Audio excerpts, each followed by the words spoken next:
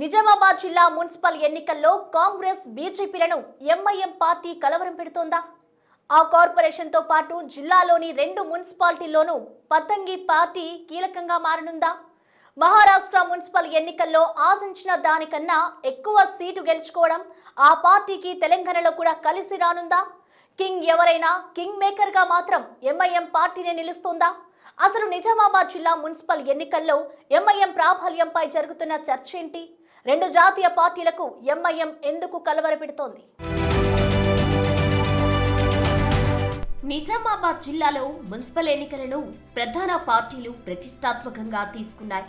Nizamabad mayor పీఠాన్ని కైవసం చేసుకోవాలని అధికార కాంగ్రెస్ బీజేపీలు ఎత్తులకు పై ఎత్తులు వేస్తున్నాయి.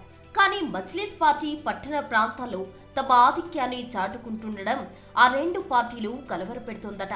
ఈ ఎన్నికల్లో నిజామాబాద్ మున్సిపల్ కార్పొరేషన్తో పాటు బోధన్, ఆర్మూర్ మున్సిపాలిటీలో కింగ్ మేకర్ అవ్వాలని పతంగి పార్టీ ఉవ్విళ్లూరుతోందట. జిల్లాకు సరిహద్దు రాష్ట్రమైన మహారాష్ట్ర మున్సిపల్ ఎన్నికల ఫలితాల్లో అసదుద్దీన్ ఓవైసీ నేతృత్వంలోని ఎంఐఎం పార్టీ గణనీయమైన ప్రభావాన్ని చాటుకుంది. ముఖ్యంగా శరద్ పవార్ నేతృత్వంలోని ఎన్సీపీ కంటే ఎక్కువ స్థానాల్లో ముందంజలో ఉండడం గమనార్హం. ఇక బీఎంసీ పరిధిలో తొలిసారి ఎంఐఎం బోనీ కొట్టింది. ఆసియాలోనే అత్యంత సంపన్న మున్సిపల్ కార్పొరేషన్ అయిన బృహన్ ముంబై కార్పొరేషన్ బీఎంసీలో ఎంఐఎం తన మొదటి విజయాన్ని నమోదు చేసి చరిత్ర క్రియేట్ చేసింది. అలాగే ఆ రాష్ట్ర వ్యాప్తంగా 13 కార్పొరేషన్స్ పరిధిలో మొత్తం 89 స్థానాలు గెలుచుకుంది. సంభాజీనగర్, మాలిగావ్ వంటి నగరాల్లో కింగ్ మేకర్ పాత్రను పోషించే స్థాయికి ఎదిగింది.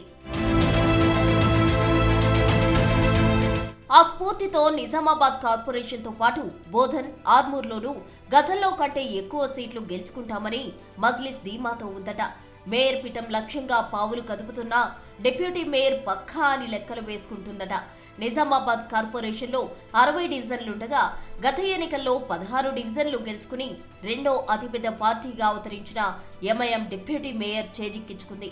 ఈసారి 20 సీట్లలో గెలిచేలా ఎంఐఎం నేతలు ప్లాన్ వేస్తున్నారట.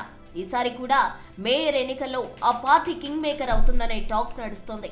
అయితే మైనార్టీ డివిజన్స్ పై కాంగ్రెస్ ఫోకస్ పెట్టడంతో ఎంఐఎం స్పీడ్ కు ఏ మేరకు బ్రేకులు పడతాయో చూడాలి.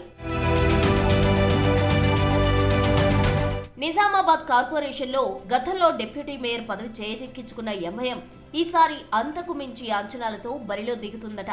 ఇటు బోధన్ మున్సిపాలిటీలోనూ ఆ పార్టీ ప్రభావం చాటాలని చూస్తోందట. 38 డివిజన్స్ గాను 16 చోట్ల ఎంఐఎం కీలకంగా ఉందంటున్నారు.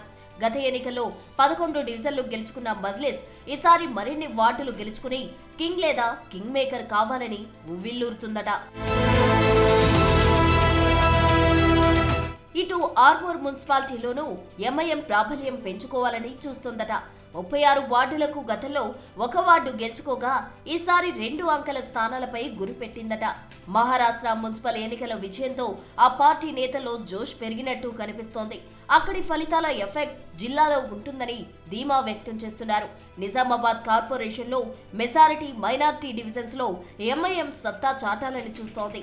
అయితే కాంగ్రెస్ మాత్రం మైనార్టీలోనూ పట్టు కోల్పోకుండా వ్యూహాత్మకంగా పావులు కదుపుతోందట.